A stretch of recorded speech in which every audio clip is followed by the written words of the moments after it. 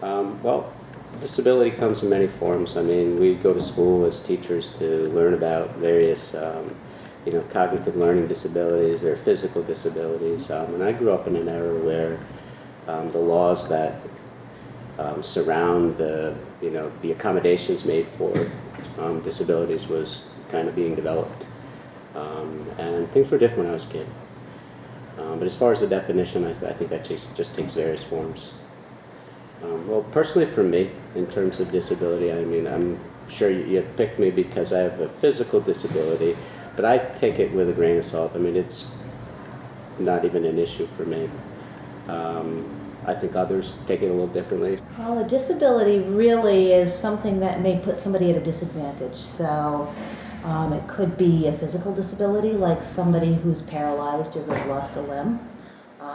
Maybe it's a cognitive disability, like somebody who has an intellectual disability that they're born with. A mental disability, maybe like being bipolar. You know, a whole assortment of issues that society faces. But basically, it puts them at a disadvantage from the norm.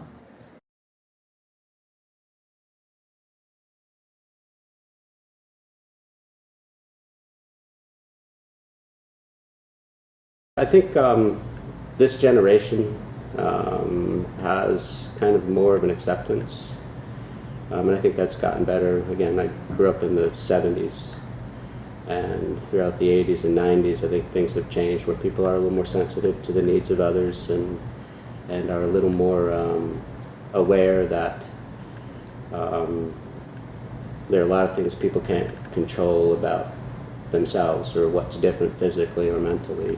There's an acceptance that's at a greater level than perhaps in my era when I grew up, or even perhaps other places in the world. I just think, like I said, our community, I think we do a good job, and not just Anna-Faye's community. I think the Norwich community does a pretty good job of accepting folks with differences, whether it be cultural or physical or mental disabilities as well. I feel like we've really come a long way. When I was a student in high school, you would see some kids with disabilities in school, but not in the same classes as everybody else. But nowadays, you see kids all over campus, so they're integrated into your classes and everybody else's classes. So you might be in the same sign language class or clay class with a person who can't read or write, maybe who can't even speak. There are kids in wheelchairs, kids who are blind, kids who are hearing impaired all over this campus. So we're very visible. We're right on the main floor here, which is great. Special education classes used to be in the basements or kind of tucked away.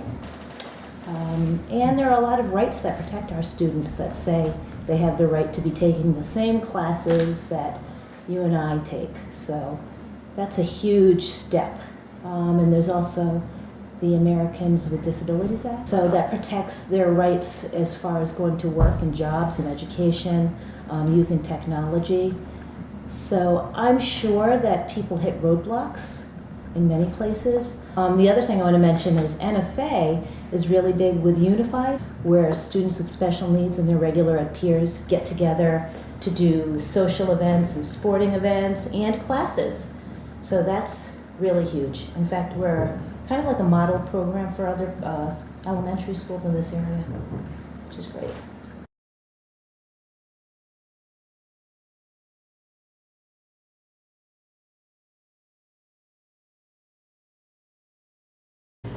I personally have not been.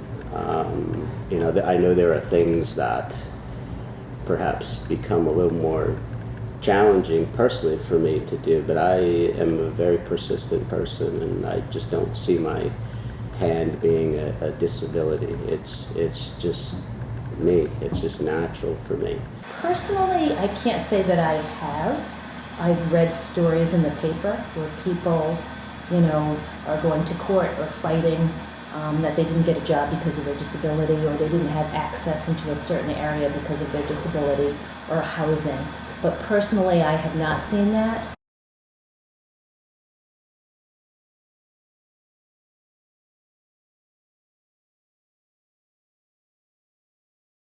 We have a very expensive atrium that was, I believe, designed primarily to provide elevator access to Slater, to assistants and folks that have needs. I think that's where it headed for Roots. I can't say that. I mean, it's a beautiful place. It's a beautiful space. I think I'm going to use NFA as an example again, just because working here every day. I've been here for 29 years. But my students are embraced and loved by everybody on this campus, which is great. Student safety officers take the time to stop and high-five my kids and talk to us every day. We have kids that volunteer out at the visitor check-in center. And just last week, all the student safety officers came over, like 10 of them in their red shirts, and gave my kids awards for being ambassadors of NFA. So we had this little party in our room. It was really, really cool. And the principal came, Dr. Klein came. It was awesome. Students all over, come into my classroom every day. Just pop in between classes to high-five everybody.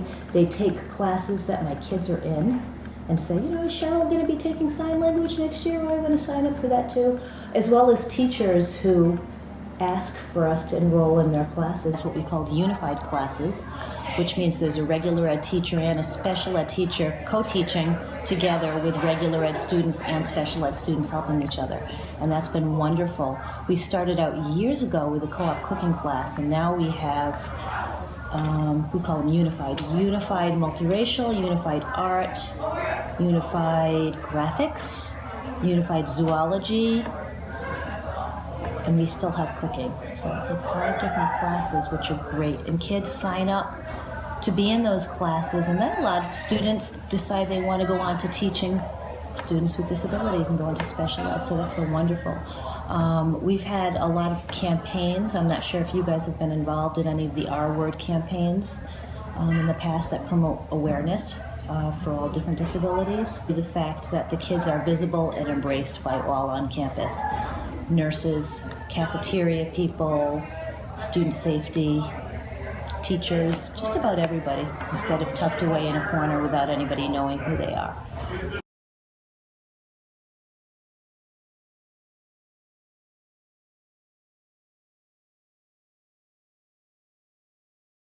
I think experiences like this, where I just, like I was telling my wife before this interview, I told my wife that I appreciate the fact that you felt comfortable enough to ask me.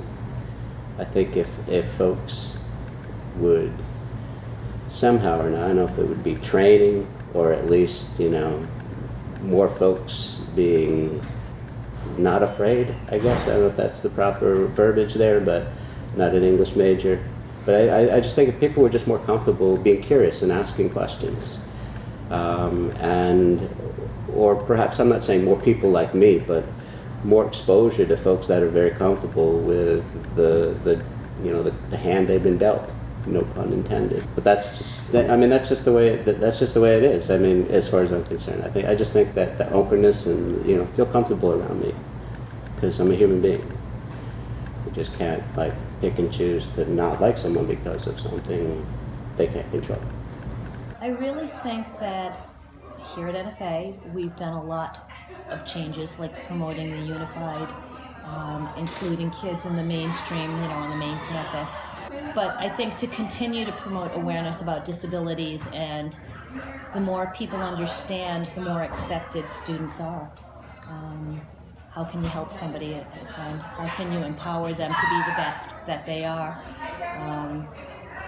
And also continuing to make the campus as accessible as possible. So we've got 2 elevators. How about working on an elevator in Slater, or an elevator in Cranston? Those types of things. But I think we've really come a long way, and I'm proud to say that I work in a school that really does